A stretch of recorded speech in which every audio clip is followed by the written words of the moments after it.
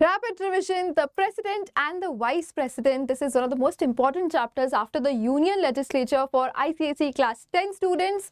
This is meant for your revision.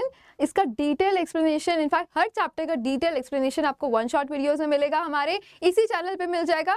ये revision point of view से बहुत important है। जैसे ही आप चैप्टर को समझते हो, ये वीडियोस को आप यूज करो ताकि आप एक भी पॉइंट मिस आउट ना करो, आपको एग्जाम में सब कुछ याद रहे। In these videos we make sure that we have covered everything. Okay, so make sure you have subscribe to ICSE Thought Well by Unacademy. I am Preksha Jain. Now let's get straight into the video. चलिए, तो अब union executive को समझ लेते हैं। सबसे पहले what is this term mean, जो आपके टास्क को एग्जीक्यूट करते हैं। तो लेजिस्लेचर में हम लॉ मेकिंग अथॉरिटीज को समझते हैं, हम MPs को समझते हैं, लोकसभा एंड राज्यसभा को। एग्जीक्यूटिव में हम समझेंगे president and the vice president, जो कि हेड करते हैं यूनियन एग्जीक्यूटिव को, and the prime minister and his council of ministers, जो कि अगले चैप्टर में हम ऑफकोर्स पढ़ेंगे। ये काम को, जो लॉज बनते हैं उनको एग्जीक्यूशन का काम the union executive does, as the name itself suggests. तो चलिए बढ़ते हैं आगे and let's understand about the president of India. हमारी प्रेसिडेंट का नाम आप मुझे कमेंट से बताएंगे, जनरल अवेयरनेस के लिए और एग्जाम के लिए बहुत ज़्यादा इंपॉर्टेंट है कि आपको जो इंपॉर्टेंट फिगर्स है उनका नाम याद रहे। So president, vice president, prime minister, इन सबके नाम आपको पता होने चाहिए। लास्ट वीडियो में हमने स्पीकर का बारे में पढ़ा भी था। चलिए पढ़ते हैं प्रेसिडेंट के बारे में। Executive of the Indian union, ये तो हमने अभी पढ़ा ही है, right. Head of the state and supreme commander of the defence forces, जो भी आर्मी, नेवी और एयरफोर्स है, उनकी सुप्रीम कमांडर है मैडम प्रेसिडेंट, ठीक है। Exercises power on the aid and advice of the prime minister and his council of ministers. President कोई भी काम करते हैं सिवाय कुछ डिस्क्रिशनरी पावर्स के, उनको सारे काम जो करते हैं they are done in the name of president, लेकिन they are done only on the advice of the prime minister. बिना PM के एडवाइस के, उनकी सलाहकारी के, उनके कंसल्टेशन के बिना प्रेसिडेंट कोई भी काम नहीं कर सकते। ये याद रखना बहुत जरूरी है, और ऐसा हवा में ही कोई रूल नहीं बनाया गया। It is mention in the constitution in the 42nd constitutional amendment act. ये याद रखना है because it is given in the syllabus, ये याद रखना जरूरी है। And his oath is administered by the chief justice of India, ठीक है। तो ये सारी जो है, इसका स्नैपशॉट एक ले के रखे ताकि मेमोरी में आपको याद रहे, ठीक है। These are all very important from your MCQ point of view and 2 markers and of course आपके लॉन्ग क्वेश्चंस के लिए। चलिए बढ़ते हैं आगे और समझते हैं प्रेसिडेंट की क्वालिफिकेशंस क्या होनी चाहिए। सबसे पहले पढ़ लेते हैं उनका term which is 5 years, and उनके सक्सेसर जब तक नहीं आते ही कैन कंटिन्यू द टर्म। ऐसा नहीं है कि फिर उनका 5 years खत्म हो जाता है तो प्रेसिडेंट का टर्म ही खत्म। He can continue till the successor takes charge and the president can also be reelected, यानी बार बार वो एक इंसान भी प्रेसिडेंट बन सकता है, जस्ट लाइक द स्पीकर, ठीक है। एंड ऑब्वियसली उनको इंडियन सिटीजनशिप होना जरूरी है। He should have completed 35 years of age and above, तो 35 है इनकी क्वालिफिकेशन एज, ठीक है। And he should B qualified for the Lok Sabha membership. अब ये याद रखना है, यहाँ पे उनको लोकसभा का मेंबर नहीं होना है, लोकसभा का मेंबर नहीं, he should just be qualified. उनके पास इतनी क्वालिफिकेशन होनी चाहिए कि वो बन सकते हैं, पर जरूरी नहीं कि उनको होना है। इनफैक्ट जरूरी है ही नहीं। He should not be holding an office of profit, यानी कोई भी स्टेट या सेंट्रल गवर्नमेंट में उनके पास कोई जॉब नहीं होनी चाहिए, राइट। अब चलते हैं ये वाले, ये he should not be a criminal. तो ये जो है qualified for the Lok Sabha membership. अब आपको लोकसभा की मेंबरशिप की क्वालिफिकेशंस क्या थे वो रिवाइज करना है, पहले जाके देख लो वो वीडियो अगर याद नहीं है। सो ये उन्हीं के क्वालिफिकेशंस है। सो he should not be a criminal, he should not be of unsound mind, he should not be bankrupt. तो ये सारे जो क्वालिफिकेशंस थे for Lok Sabha membership, these will apply to the president, remember that. And इसी के साथ साथ हम समझ लेते हैं वाइस प्रेसिडेंट के भी साथ साथ। वाइस प्रेसिडेंट में सब कुछ सेम है, सिर्फ यहाँ पे ये चीज बदल जाती है कि जहां president should be qualified for Lok Sabha membership, vice president should be qualified for the Rajya Sabha membership. इतना ही डिफरेंस है। तो वाइस प्रेसिडेंट और प्रेसिडेंट की क्वालिफिकेशंस के क्राइटेरिया आपको याद रखने हैं। अब समझ लेते हैं कि प्रेसिडेंट का इलेक्शन कैसे होता है। प्रेसिडेंट डायरेक्टली इलेक्टेड नहीं होते, ये सबसे पहले समझने की बात है। प्राइम मिनिस्टर को हम चुनते हैं, काउंसिल ऑफ मिनिस्टर्स को हम चुनते हैं। डायरेक्टली इलेक्शंस में जाते हो, आप वोट करोगे 18 years, when you will be 18 years of course you will be voting. लेकिन प्रेसिडेंट को इस तरह से इलेक्ट नहीं किया जाता। प्रेसिडेंट को इलेक्ट किया जाता है through a body called the electoral college. Electoral college बनता है अलग से for presidential elections in India, ठीक है। यूएस में तो डायरेक्टली इलेक्शंस होते हैं, इंडिया में ऐसा नहीं होता। इंडिया में इलेक्टोरल कॉलेज में कौन कौन लोग आते हैं ये समझते हैं। सो elected members of the Lok Sabha and Rajya Sabha, elected members ये याद रखेंगे। Nominated members of the Rajya Sabha are not included in the electoral college. ये याद रखना इसलिए जरूरी है क्योंकि नॉमिनेटेड मेंबर्स को तो प्रेसिडेंट ही अपॉइंट करते, we have learned it in the previous chapter. इसलिए ये यहाँ पे नहीं आएंगे, ठीक है। Nominated members of the state assemblies भी नहीं आएंगे, लेकिन elected members of the state assemblies आएंगे। तो ये दोनों आएंगे इलेक्टोरल कॉलेज का पार्ट बन के, ये दोनों नहीं आएंगे। Nominated members are not included in presidential elections, ठीक है। अब प्रेसिडेंट के इलेक्शन के लिए कोई कैंडिडेट सिलेक्ट होते हैं, तो कैंडिडेट का सिलेक्शन कैसे होता है? The candidate should be proposed by 50 members of the electoral college. ये हो सकता है चाहे एमपीज हो या फिर एमएलएज हो, ये हो सकते हैं। 50 मेंबर्स को इनका नाम प्रपोज करना पड़ता है, plus he should be seconded by another 50 members, यानी कुल 100 मेंबर्स को तो एटलीस्ट उनका नाम दर्ज करवाना है कि हमें ये चाहिए as a president. MPs and MLAs दोनों कर सकते हैं। प्रोपोर्शनल रिप्रेजेंटेशन है, इक्वल नहीं है। And he is elected by the process of single transferable vote and secret ballot. अब सिंगल ट्रांसफरेबल वोट आप अभी के लिए याद रखिए, इसको मैं डिटेल में और बहुत क्लैरिटी के साथ अपनी वन शॉट वीडियो में समझाऊंगी। सिंगल ट्रांसफरेबल वोट का ही प्रोसेस होता है, it's very simple to understand. तो ये इस चीज़ को आप पूरा याद रखिए। अगेन आई एम रिपीटिंग, ये एमसीक्यूज और आपके 2 मार्कर्स में पूछते हैं, हर साल पूछते हैं, तो be very very attentive about these things. अब हमने ये समझ लिया है कि प्रेसिडेंट के इलेक्शंस जो हो रहे हैं वो एक इलेक्टोरल कॉलेज के थ्रू हो रहे हैं, directly people are not electing the president. तो ये रीजन क्या है इनडायरेक्ट इलेक्शंस का?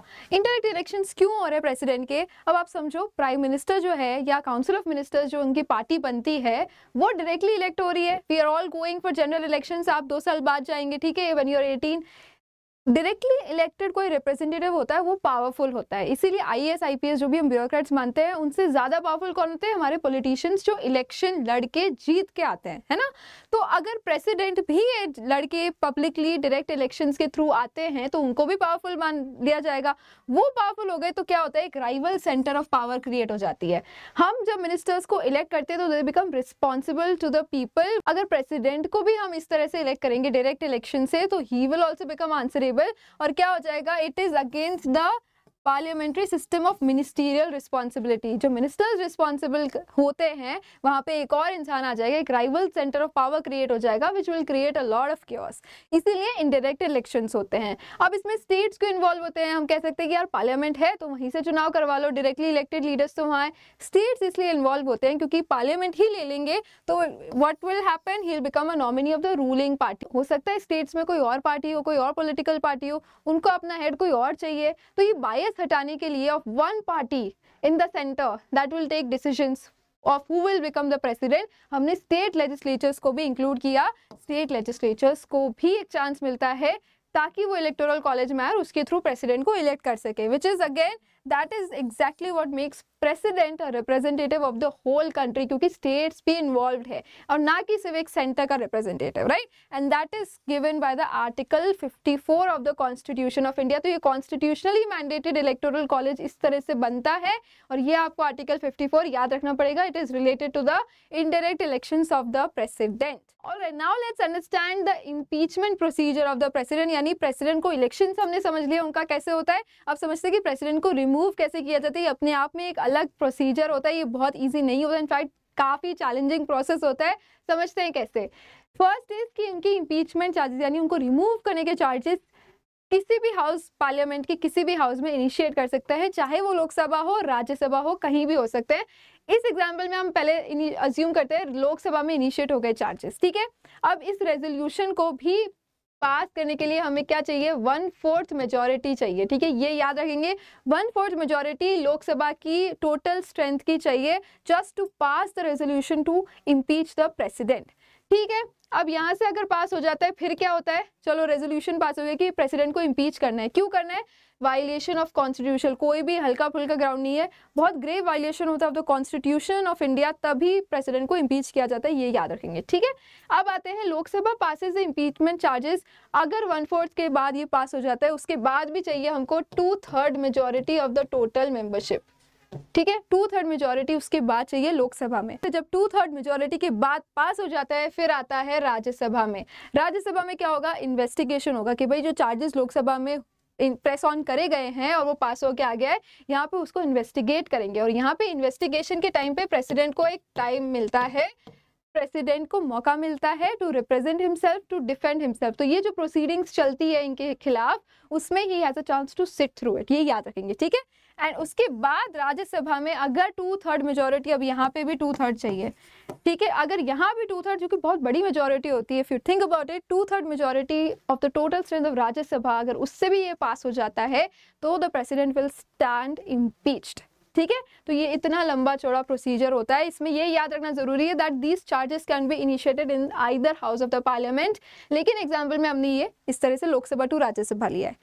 चलिए अब समझते हैं प्रेसिडेंट की powers, the powers and functions of the president. और यहाँ क्लियर हो जाता है, जो लोग क्रिटिक्स जो बोलते हैं the president is only ceremonial head, ये तो कोई काम नहीं करते, सारा काम तो प्राइम मिनिस्टर करता है, सिर्फ एक फॉर्मल पोजीशन है president as head of the state. इतने सारे फंक्शंस, और ये सारे फंक्शंस इंपॉर्टेंट है, not just for your examination point of view but also for your general awareness, ठीक है। ये सारे इंपॉर्टेंट है और आप इसको अगर न्यूज़ फॉलो करोगे तो हमेशा देखोगे भी। चलिए देखते हैं, स्टार्ट करते हैं executive powers. Executive powers of the president, he makes all these important appointments, Prime Minister and Council of Ministers, Chief Justice of India and Judges of the Supreme Court and High Court, Governors of States, Lieutenant Governor and Chief Commissioners of Union Territories। इन सबको मैं एक snapshot की तरह आप याद रख लेना, ठीक है। Attorney general of India, controller and auditor general of India, UPSC. UPSC एक बॉडी है जो ऑफ कोर्स आईएएस आईपीएस जिससे बनते हैं, तो उसके चेयरमैन और मेंबर्स भी अपॉइंट प्रेसिडेंट ही करते हैं। इलेक्शन कमीशन के चेयरमैन एंड मेंबर्स भी प्रेसिडेंट अपॉइंट करते हैं, एंड प्लानिंग कमीशन के chairman and members also appointed by the president. लेकिन यहाँ पे मैंने स्टार इसलिए किया है कि दो planning commission is mention in your textbook, लेकिन planning commission as a body is not existent any more, इसकी जगह नीति आयोग है, ठीक है। ये एक्स्ट्रा इन्फॉर्मेशन है, लेकिन मतलब ये समझनी जरूरी है कि प्लानिंग कमीशन अब एग्जिस्ट ही नहीं करता है। अब as the head of the Indian union, हम समझाए कि हेड ऑफ द स्टेट कौन है, प्रेसिडेंट है। एज अ हेड जो भी एग्जीक्यूटिव एक्शंस लिए जाते हैं, चाहे वो कोई पॉलिसी को एनैक्ट कर रहे हैं, चाहे कोई कैंपेन चला रहे हैं, all these things are done in the name of the president, यानी फॉर्मली उनका नाम बहुत जरूरी है, उन्हीं के साइन से ही होगा सब कुछ। Administration of union territories and border areas, अब जैसे कुछ यूनियन टेरिटरीज होती है, जैसे आप समझ लो पौंडीचेरी है, अंडमान निकोबार है, यहाँ पे चीफ मिनिस्टर्स नहीं होते, कोई स्टेट गवर्नमेंट्स नहीं होती, तो इनका डायरेक्ट एडमिनिस्ट्रेशन किसके अंडर आता है, प्रेसिडेंट के अंडर आता है, ठीक है। And control over state governments via presidents rule. कभी कभी क्या होता है, इमरजेंसीज आ जाती है, कुछ ऐसी चीज़ें, कहीं अगर स्टेट गवर्नमेंट फेल हो जाती है तो प्रेसिडेंट का रूल लागू हो जाता है, और प्रेसिडेंट के रूल में ऑफ कोर्स उनका रोल सबसे ज़्यादा इंपॉर्टेंट है। तो वहाँ वो सारी जो एडमिनिस्ट्रेशन है it will done under president's order. आप समझ लेते हैं financial powers of the president. First and foremost is regarding money bills.